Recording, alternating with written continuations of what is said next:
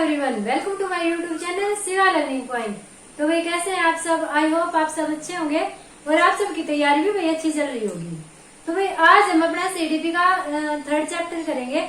आप सिलेबस में उठा के देखना, जो थर्ड टॉपिक है वो क्या दिया अभी, आनुवंशिकता का और वातावरण का। ठीक है, आनुवंशिकता क्या है, वातावरण क्या है, ठीक, इनका आपस में संबंध क्या है, बालक के विकास पे इनका क्या प्रभाव पड़ता है, बालक के अधिगम के पे क्या प्रभाव पड़ता है। तो आज छोटी सी वीडियो में वो सारी चीजें हम डिस्कस करेंगे। तो भाई जो आनुवंशिकता और वातावरण है ना, दो ऐसे तत्व हैं जो बालक के विकास को बहुत ज्यादा प्रभावित करते हैं। ठीक है, बालक के विकास को ये दोनों बहुत ही ज्यादा प्रभावित करते हैं। तो आनुवंशिकता क्या होता है अभी, आनुवंशिकता में देखो वंश शब्द आता है। तो वंश, हमारा वंश होता है ना, हमारा दादा दादी चाचा चाची मामा मामी, मतलब कि जो रिलेशन में हो। ठीक है, तो वे सभी गुण दोष जो माता पिता और पूर्वजों से बच्चों में आते हैं, ठीक है, बच्चों में स्थानांतरित होते हैं, वो हमारा क्या कहलाता है, आनुवंशिकता।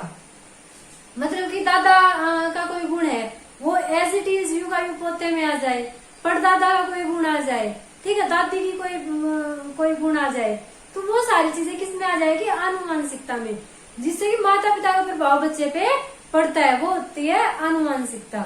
तो भाई आनुवंशिकता के सिद्धांत देख लो, एग्जामिनर यहाँ से क्वेश्चन पक्का बनाएगा। तो इसके सिद्धांत क्या क्या है, देखो पहला है प्रतिगमन का सिद्धांत। पहला क्या है भाई अपना, प्रतिगमन का सिद्धांत। तो प्रतिगमन का सिद्धांत क्या कहता है कि जो बच्चे होते हैं ना, जो बच्चे होते हैं वो मतलब कि जरूरी नहीं है कि माता पिता के सेम ही होते हैं, माता पिता के अपोजिट भी हो सकते हैं। जैसे बुद्धिमान माता पिता की संतान मंद बुद्धि हो सकती है।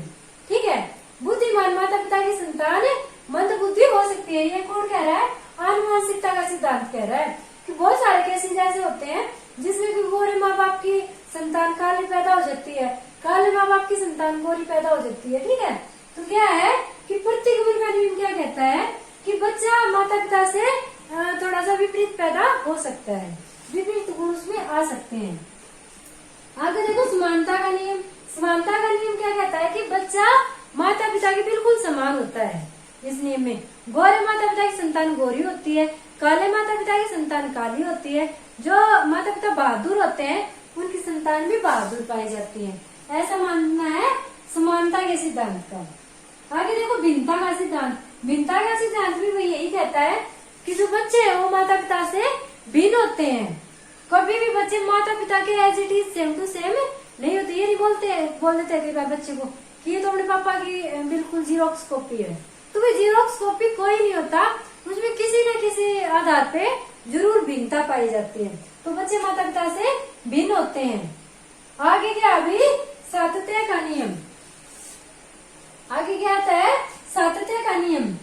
सातत्य का नियम क्या कहता है कि जो जीन होते हैं ना, जो वंश में जो जीन होते हैं वो कभी भी नष्ट नहीं होते। जो जीन होते हैं ना हमारे, वो कभी भी नष्ट नहीं होते, कभी भी नष्ट नहीं होते, नष्ट नहीं होते। वो मतलब स्थानांतरित होते रहते हैं, परदादा से दादा में आए, दादा से पापा में, पापा से पोते में आगे, मतलब ऐसे पीढ़ी दर पीढ़ी चलते रहते हैं। जीन कभी भी नष्ट नहीं होते। हाँ, 1000 सालों में ये लगा लो थोड़ा बहुत चेंजमेंट आता है, अदरवाइज जो जीन होते हैं वो same to same as it is चलते रहते हैं। ये बोलता है सातत्य का नियम। आगे क्या है, लक्षणों के परिवर्तन का सिद्धांत। लक्षणों के परिवर्तन का सिद्धांत ये क्या कहता है कि भाई जो आनुवंशिकता होती है ना, आनुवंशिकता में हम क्या मानते हैं कि भाई जो माता पिता के लक्षण होते हैं वो एज इट इज बच्चे में आते हैं। ये नियम क्या मानता है कि भाई वो लक्षण थोड़े परिवर्तित होके आते हैं।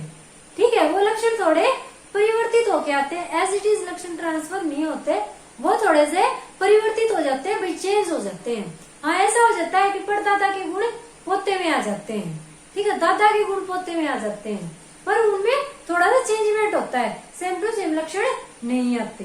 ठीक है, आगे भाई वातावरण देखो। जो हमारे चारों ओर है और जिससे हम घिरे हुए हैं, जो भी जिससे हमारे चारों ओर है, भाई हवा है, पेड़ पौधे, आसमान, धरती, ठीक है, लोगों की सोच, लोग, जो कुछ भी हमारे आसपास है वो सब क्या आ जाएगा, वातावरण में शामिल हो जाएगा। तो भाई जो हमारे आसपास घटित हो रहा है उसका तो भाई बच्चे के विकास पे असर पड़ेगा ही।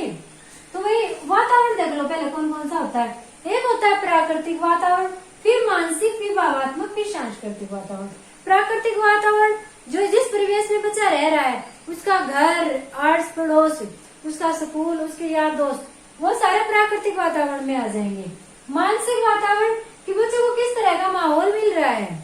भाई एक तो बच्चे को बहुत ज्यादा मानसिक रूप से डिस्टर्ब किया जा रहा है, उसको गाली गलौज दी जा रही है, उसको बात बात पे रोका टोका जा रहा है, तो वो मतलब मानसिक अशांति बनी रहेगी उसमें।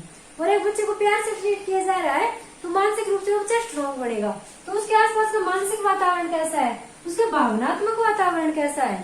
ठीक है, भावनात्मक वातावरण के अकॉर्डिंग बच्चा भाई गुस्सैल बनेगा या शांति प्रिय बनेगा, रोने वाला बनेगा, कठोर बनेगा, कैसा बनेगा। उसके बाद है सांस्कृतिक वातावरण, बच्चा भी कैसी संस्कृति में पनप रहा है, क्योंकि संस्कृति का भी जो बच्चा है उसमें बहुत ज्यादा प्रभाव पड़ता है। जो मुस्लिम है उनका कल्चर अलग होता है, हिंदू उनका कल्चर अलग होता है, तो उनके कल्चर का बच्चे पे बहुत ज्यादा इफेक्ट पड़ता है। तो भाई ये आनुवंशिकता वातावरण, ये तो आई होप सबको समझ में आ गए होंगे। अब ये देखो इनके प्रभाव क्या क्या पड़ते हैं। भाई बालक के विकास पे प्रभाव तो पड़ता ही है, क्योंकि ऐसा माना जाता है कि अगर माँ बाप नीचे हाइट के हैं तो बच्चा भी नीचे हाइट का होगा, तो शारीरिक विकास पे आनुवंशिकता का असर पड़ा। भाई अगर बच्चा त्रिभुबुद्धि वाले है ना, सॉरी मम्मी पापा त्रिभुबुद्धि वाले हैं, बच्चा भी त्रिभुबुद्धि वाला पैदा होगा, तो मानसिक विकास पे इसका असर पड़ा। तो इस तरह से जो आनुवंशिकता है वो बच्चे के सर्वांगीण विकास को प्रभावित करती है। ठीक है, और जो वातावरण है भाई वो भी बहुत ज्यादा प्रभावित करता है, क्योंकि बहुत ज्यादा मैटर करता है कि बच्चा कैसे माहौल में रह रहा है, उसका परिवेश कैसा है, उसके यार दोस्त कैसे हैं, उसके मम्मी पापा कैसे बात करते हैं। अगर मम्मी पापा हर टाइम झगड़ते रहेंगे तो वो बच्चा वैसा ही झगड़ालू प्रवृत्ति का बनेगा। ठीक है, अगर मम्मी पापा उसको भावनात्मक रूप से मजबूत बनाएंगे तो वो मजबूत बनेगा। अगर बच्चे को बार बार डांटेंगे मारेंगे तो वो रोने वाली प्रवृत्ति का बन जाएगा। ठीक है, आपराधिक प्रवृत्ति का बन जाएगा। तो भाई क्या है, वातावरण का भी बहुत ज्यादा प्रभाव पड़ता है। ठीक है, तो भाई ये थी आप आज की आपकी छोटी सी क्लास।